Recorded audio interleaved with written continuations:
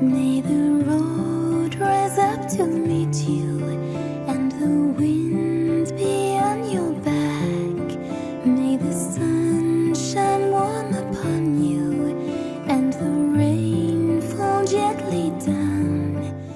Hello, welcome back. Today we're at week 35 of the series that will cover days 231 to 237. Or if you have the edition of the Road Rising that follows the calendar, then you'd be looking at August 19th to August 25th. Father and son are climbing the mountain on a mission that neither one wants to be on. Friend begins experiencing what many of us experience when faced with grief: anger. Anger at the situation, at the inability to do anything about it. Anger at the one responsible for it. The enemy has seen this before, and he knows exactly which buttons to push. You may have to suspend logical thought as you read this account, but you'll probably agree with me that anger is anything but logical.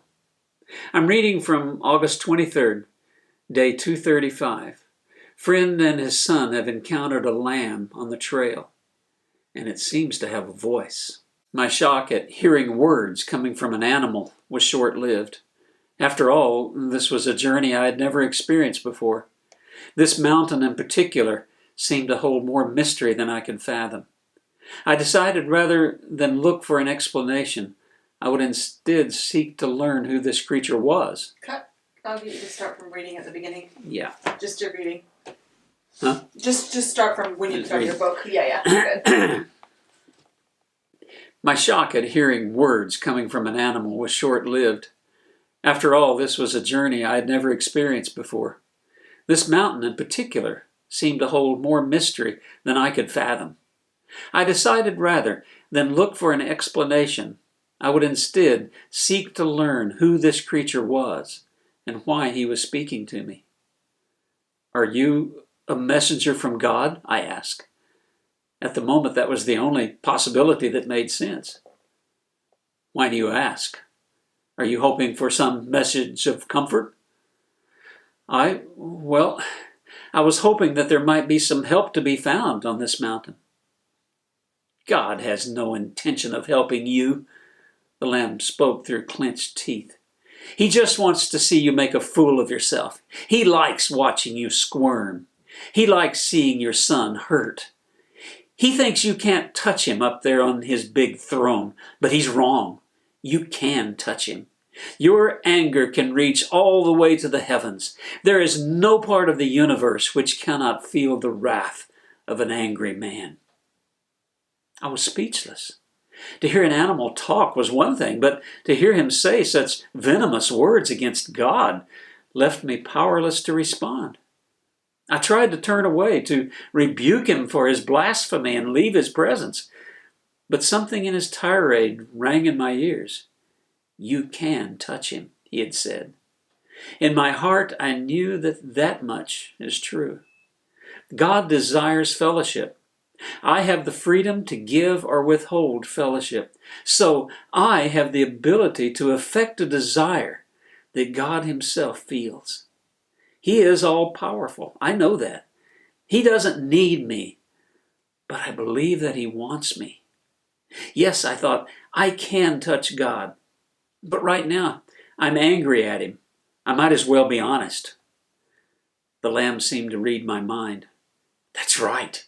Give honest expression to your anger. Don't hold it inside. Shout to God how you feel about him. Tell him what a sorry ruler he is. Do you want to hurt something? Go ahead. Hurt me." The idea we're exploring here lies in dangerous territory, so we have to watch our steps very carefully. But consider this. God, in his power, has created you with the capacity to love and be loved. At the same time, he has given you the freedom to offer or to withhold the love that is yours. Anything less, by definition, would not be love. So here you are, granted the freedom to give back to God what he has given to you. He will not take it by force, because he's God. So on that point, the lamb of anger has touched on a bit of truth. It must break God's heart when we refuse to accept his offer of love and forgiveness. So it seems you really do have the ability to affect him. But how do we handle that ability? How does that make a difference in our lives? As the pilgrim will discover, lashing out at God in anger results in grievous wounds to the pilgrim himself. And we don't have to look far to see the truth of that in our own lives. Our anger is self-destructive. It's a force that the enemy employs with extreme skill, watching in delight as we harm ourselves and those we love. Take a breath. Step out in the knowledge that you always have God's Holy Spirit dwelling in you, helping you through the tough times. And then enjoy the journey. Y'all come back now. Here? Over the next 7 days, they are met by 2 more lambs.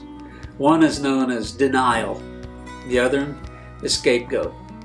The first insisted that friend only need turn around and go back down the mountain. Scapegoat would serve as a sacrificial substitute,